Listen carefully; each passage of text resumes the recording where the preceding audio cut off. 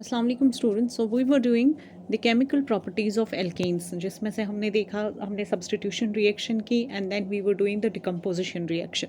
Decomposition reaction आपको पता है क्या होता है, हम ये ऑलरेडी पढ़ चुके हैं। डिकम्पोजिशन में एक जो बड़ा कंपाउंड होता है, लार्जर कंपाउंड होता है, that breaks down into the smaller compounds और स्मॉलर मॉलिक्यूल्स। ठीक है, यहाँ पे भी एल्केन्स के डिकम्पोजिशन में क्या होता है, एक बड़ा वाला एल्केन जो है वो ब्रेक डाउन हो जाता है into a smaller alkanes. For example अगर आप यहाँ पे देखेंगे, ये एग्जाम्पल दी हुई है, यहाँ आप देखिए hexane. Hexane is a 6 carbon compound which on providing heat से अगर डिकम्पोजिशन होता है तो कौन सा डिकम्पोजिशन है, इट्स थर्मल डिकम्पोजिशन। ठीक है, तो हेक्सेन को जब हम हीट प्रोवाइड करते हैं, it breaks down into butane and ethane. Hexane is a 6 carbon compound जो ब्रेक होता है इनटू ब्यूटेन जो 4 कार्बन कंपाउंड है and ethane which contains 2 carbons. ठीक है, और इस तरह की डिकम्पोजिशन को हम एल्केन्स की थर्मल डिकम्पोजिशन के लिए हम क्या टर्म यूज़ करते हैं, क्रैकिंग। फाइन, ये हम पढ़ चुके हैं। अब देखिए इसके अलावा सब्स्टिट्यूशन रिएक्शंस एल्केन्स दिखाते हैं जो हम ऑलरेडी कर चुके हैं, जैसे ये मीथेन है। मीथेन की जब क्लोरिनेशन होगी, जनरल आप हाइड्रोजन हैलोजिनेशन कह सकते हैं, लेकिन क्योंकि यहाँ पे क्लोरीन हम यूज़ कर रहे हैं तो हम क्लोरिनेशन कहेंगे। यहाँ पे क्लोरीन मीथेन के साथ हम यहाँ ये वाला here chlorine is getting added to methane, और यहाँ पे एक CH4 में से एक H रिमूव हो रहा है। This occurs in presence of sunlight. Okay, now जब हम इसको क्लोरीन के साथ रिएक्ट कराते हैं, CH3, यहाँ पे 4 हाइड्रोजन थे, यहाँ पे 3 है, तो एक हाइड्रोजन जो है वो क्लोरीन से रिप्लेस हुआ। So this is a substitution reaction. Fine, इसी तरह से बाकी के एल्केन्स भी सब्स्टिट्यूशन रिएक्शन दिखाते हैं। और आपको पता है, हमने ये पहले पढ़ा कि जो एल्केन्स होते हैं वो केमिकली उतना ज़्यादा रिएक्टिव नहीं होते हैं because of the presence of only single bonds. क्योंकि इनमें डबल बॉन्ड्स नहीं होते, तो ये बहुत ज़्यादा बहुत सारे केमिकल रिएजेंट्स हैं जिनके साथ रिएक्ट नहीं करते हैं। हाँ, सब्स्टिट्यूशन रिएक्शंस दिखाते हैं। अच्छा जी, नाउ विल स्टडी अबाउट जो बेसिक मेंबर है, इट्स मीथेन। मीथेन पहला मेंबर है एल्केन्स का, और मीथेन की फॉर्मूला CH4। मीथेन आपको पता है कि ये एक ग्रीन हाउस गैस है। It's one of the largest constituents of green house gases. इसके अलावा ये जो मीथेन है ये बनता कैसे है, मीथेन ज़्यादातर बनता है डिकम्पोजिशन से, डिकम्पोजिशन ऑफ ऑर्गेनिक मैटर। जो डेड मैटर होता है उसकी डिकम्पोजिशन मीथेन गैस रिलीज होती है वहाँ से। ठीक है, मीथेन नॉन पोलर है। नॉन पोलर का क्या मतलब है, नॉन पोलर का मतलब है कि जैसे वाटर एक पोलर मॉलिक्यूल है, यहाँ पे नेगेटिव चार्ज है और यहाँ पे पॉजिटिव चार्ज है, सो इट इज़ पोलर, क्योंकि दोनों तरह की चार्ज प्रेजेंट है, डिफ्रेंशिएशन है। लेकिन मीथेन जो है वो नॉन पोलर है, वहाँ पे आप एंड्स डिफ्रेंशिएट नहीं कर पाओगे, यहाँ पे दोनों एंड्स हैं, नेगेटिव भी है और पॉजिटिव भी है, so it is a polar molecule. Non polar molecule में इस तरह का कोई चार्ज डिफ्रेंशिएशन नहीं होता है, so methane is a non polar molecule.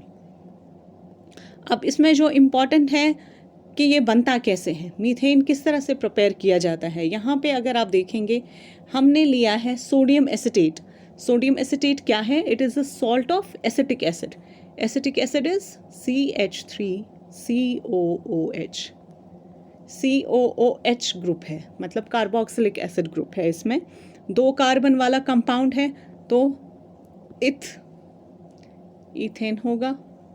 ई नहीं लगता है, इसकी जगह ओइक एसिड, सो हम इसको इथेनॉइक एसिड कहेंगे and commonly it's called as acetic acid. इसी एसिटिक एसिड का जब ये H रिप्लेस होता है सोडियम से, it forms the sodium salt of acetic acid, और इसको हम क्या कहते हैं, sodium acetate. Right, now we mix 1 part of the sodium acetate with 3 parts of sodium hydroxide. Just a minute. We mix 1 part of the sodium acetate with 3 parts of sodium hydroxide, और हमें क्या मिलता है product में, we get methane and sodium carbonate. तो हमारा जो interest है वो मीथेन है, मीथेन बनता है और साथ में अच्छा ये कैरी किया जाता है मोस्टली एट 300 डिग्री। ओके, अब देखिए ये वाला जो सोडियम है और यहाँ वाला सोडियम ये आपस में कंबाइन होते हैं, दे फॉर्म Na2, ठीक। और यहाँ वाला ये वाले 2 ऑक्सीजन और ये वाला 1 ऑक्सीजन, Na2, ये वाला Na, sorry not this one, ये वाला Na and this Na, they come together and then these oxygen molecules, ये जो ऑक्सीजन यहाँ पे है और ये यहाँ पे है, ये वाला O3 और ये वाला CO3, Na2CO3। और वहाँ पे क्या बचा, वहाँ पे बचा ये वाला पार्ट तो चला गया, ये वाला। अब यहाँ का H बचा और ये CH3, ये बनाते हैं CH4, सो Na2CO3।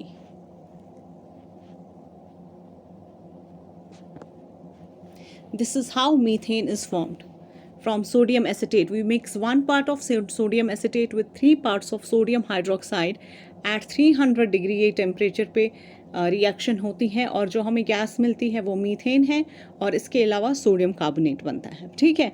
अब सोडियम जो मीथेन होता है वो ये ज़्यादातर जो यूज़ है इसका ओवन्स वगैरह में होता है या डीप फ्रीजिंग एजेंट्स में ये यूज़ होता है। इसके अलावा रॉकेट फ्यूल में भी मीथेन का यूज़ होता है, एंटीफ्रीज इंग्रेडिएंट्स या फर्टिलाइज़र्स का मेन इंग्रेडिएंट होता है ये मीथेन, ठीक है। फिजिकल प्रॉपर्टीज़ आपको यहाँ पे दी हुई हैं, ये आप खुद कर सकते हैं, आराम से पढ़ सकते हैं ये। It's odourless, colourless and a tasteless gas. और यहाँ पे दिया है it contributes to the greenhouse effect, ठीक है। अब इसमें उतना ज़्यादा नहीं है, बस आपको प्रिपरेशन मीथेन की याद रखनी है कि मीथेन किस तरह से प्रिपेयर किया जाता है। मीथेन पहला मेंबर है एल्केन सीरीज़ का और नेचुरली कैसे बनता है, डिकम्पोजिशन बाय डेड डीके, जो ऑर्गेनिक मैटर होता है उसकी डिकम्पोजिशन से बनता है। और हम इस तरह ऐसे प्रिपरेशन कैसे होती है, from sodium acetate, okay. Now और बाकी जो प्रॉपर्टीज़, केमिकल प्रॉपर्टीज़ हैं मीथेन की, वो वही है जो बाकी एल्केन्स की है। कंबशन भी उसी तरह से होता है जैसे बाकी मेंबर्स का होता है। जैसे यहाँ पे आप देखें एल्केन्स का, जब हमने कंबशन केमिकल प्रॉपर्टीज़ पढ़ी तो हमने बोला कि कंबस्ट होने पे जो एल्केन्स हैं वो कार्बन डाइऑक्साइड और वाटर वेपर रिलीज़ करते हैं along with energy in form of heat, ठीक है। यहाँ पे भी वही है, methane combines with oxygen, methane Burns in oxygen in fact, and it gives carbon dioxide and water in form of vapors। और रिएक्शन विद स्टीम, स्टीम के साथ कार्बन मोनोऑक्साइड रिलीज होता है।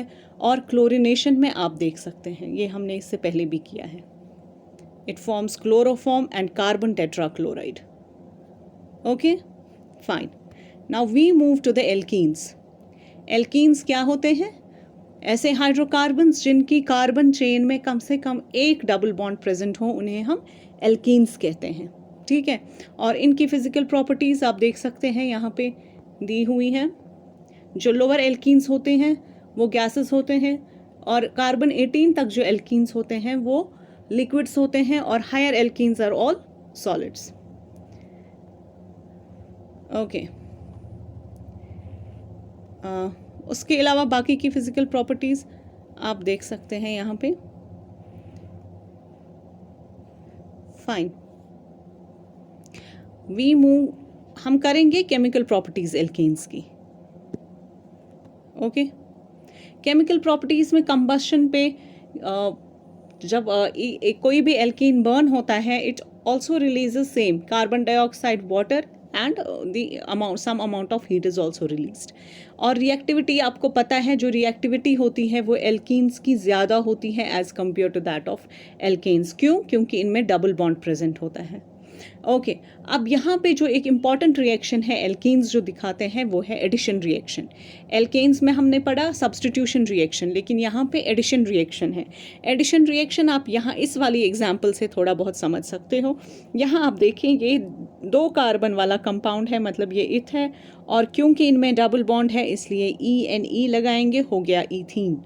अब यही इथीन, क्योंकि इन दो कार्बन्स के बीच में डबल बॉन्ड है, अब इसी की जब हाइड्रोजनेशन होगी, हाइड्रोजनेशन का मतलब है जब हाइड्रोजन ऐड होगा तो क्या होता है, ये जो डबल बॉन्ड है ये ब्रेक होता है, ये दूसरा बॉन्ड जो है ब्रेक हुआ और इसकी जगह पे पहले यहाँ पे H2 था और यहाँ पे H2 था और यहाँ डबल बॉन्ड था। अब ये डबल बॉन्ड ब्रेक हुआ और डबल बॉन्ड ब्रेक होने पे क्या हुआ, यहाँ पे एक H ऐड हो गया और यहाँ पे भी एक H ऐड हो गया।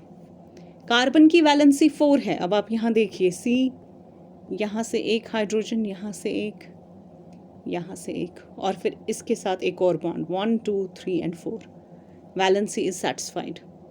Okay, so double bond breaks down और दोनों साइड्स पे एक एक हाइड्रोजन ऐड हुआ और इस तरह की रिएक्शन को हम हाइड्रोजनेशन कहते हैं। This is the addition reaction. अब सिर्फ हाइड्रोजन की ही एडिशन नहीं होती है एल्कीन्स में, इसके अलावा भी होती है। फॉर एग्जांपल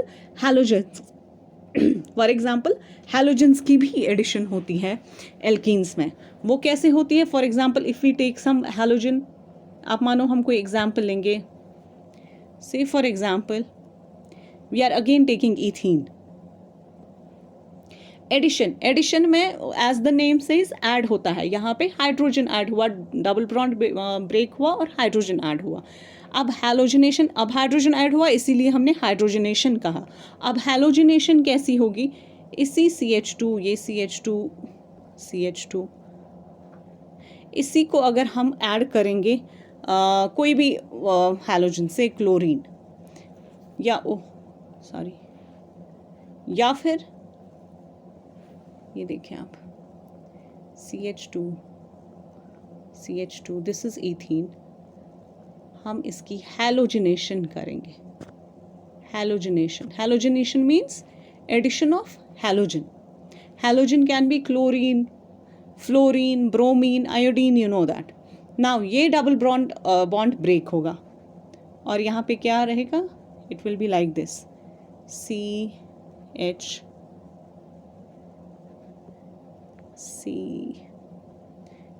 H तो रिमूव नहीं होंगे, इसमें जितने H है उतने ही रहेंगे, लेकिन ये जो बॉन्ड बीच में ब्रेक हुआ, यहाँ पे भी 2 H हैं, H2, और यहाँ पे भी 2 H हैं, जैसे यहाँ H2 था वैसे ही यहाँ CH2 और CH2 वैसे ही है, लेकिन ये वाला बॉन्ड ब्रेक होगा और इसकी जगह पे क्या आ जाएगा? Br, ब्रोमीन, और वैसे ही यहाँ पे भी Br, तो ब्रोमीन ऐड हुआ। This is halogenation. So alkenes में एडिशन रिएक्शंस में हाइड्रोजनेशन भी होता है और हैलोजनेशन भी होता है। Fine students? ओके, नाउ अब ये जो हाइड्रोजनेशन है, हाइड्रोजनेशन की अपनी एक थोड़ा सा सिग्निफिकेंस है, और सिग्निफिकेंस कैसे है? वो ऐसे है कि जो वेजिटेबल ऑयल्स वगैरह होते हैं, अगर वो ज़्यादा देर तक ह्यूमिड क्लाइमेट में रहते हैं, दे गेट रैंसिड, स्टेल हो जाते हैं। और रैंसिडिटी हमने क्लास में पढ़ी है अच्छे से, किस तरह से रैंसिडिटी होती है, उसका क्या मैकेनिज्म होता है। सो वेजिटेबल ऑयल्स में रैंसिडिटी के चांसेस होते हैं अगर वो काफ़ी टाइम तक स्टोर किए जाएँ, खासकर जैसे जो हॉट कंडीशंस होती हैं उनमें, तो वहाँ पे क्या होता है? रिस्क होता है कि वो जो ऑक्सीजन है उसका अटैक हो या जो मॉइस्चर है वो आ जाए। तो ये जो ऑयल्स होते हैं, vegetable oils, they are more prone to rancidity than fats. या अब आप देखिए वेजिटेबल ऑयल्स में क्या होता है, वेजिटेबल ऑयल्स में अनसैचुरेटेड फैटी एसिड चेन्स होती हैं। जो इनमें फैटी एसिड चेन्स प्रेजेंट होती हैं वो ज़्यादातर अनसैचुरेटेड होती हैं। अनसैचुरेटेड माने उनमें डबल बॉन्ड या ट्रिपल बॉन्ड्स प्रेजेंट होते हैं उन फैटी एसिड्स चेन में। तो अब ये डबल बॉन्ड और triple bond, they are more prone to the attack from free radicals या ऑक्सीजन वगैरह, इन पे ज़्यादा अटैक कर सकता है, तो रैंसिडिटी ज़्यादा होती है, फास्ट होती है। अब हाइड्रोजनेशन से क्या होता है? हाइड्रोजनेशन में जैसे आपने यहाँ पे देखा, डबल बॉन्ड ब्रेक हुआ और यहाँ पे हाइड्रोजन ऐड हुआ और ये सिंगल बॉन्ड यहाँ पे आ गया। इसका मतलब है हमने एक अनसैचुरेटेड हाइड्रोकार्बन को कन्वर्ट किया सैचुरेटेड हाइड्रोकार्बन में। तो वेजिटेबल ऑयल की भी हाइड्रोजनेशन की जाती है ताकि उसमें जो अनसैचुरेटेड फैटी एसिड चेन्स हैं, कार्बोक्सिलिक एसिड की चेन्स हैं, वो उनमें क्या होता है, वो फैटी एसिड चेन्स अनसैचुरेटेड से हाइड्रोजनेशन की वजह से सैचुरेटेड हो जाती है। मतलब हाइड्रोजन ऐड होने से जो ये डबल या ट्रिपल बॉन्ड है, हाइड्रोजन ऐड हो जाता है और ये बॉन्ड सिंगल हो जाता है, मतलब अब वो सैचुरेटेड है, जो ज़्यादातर फैट्स वगैरह में होता है। फैट्स में जो चेन्स होती हैं वो they are saturated, while as oils में जो चेन्स होती हैं दे आर अनसैचुरेटेड चेन्स। ठीक है, तो हाइड्रोजनेशन करने का मतलब होता है that we want to convert these fatty acid chains from unsaturated to saturated, right.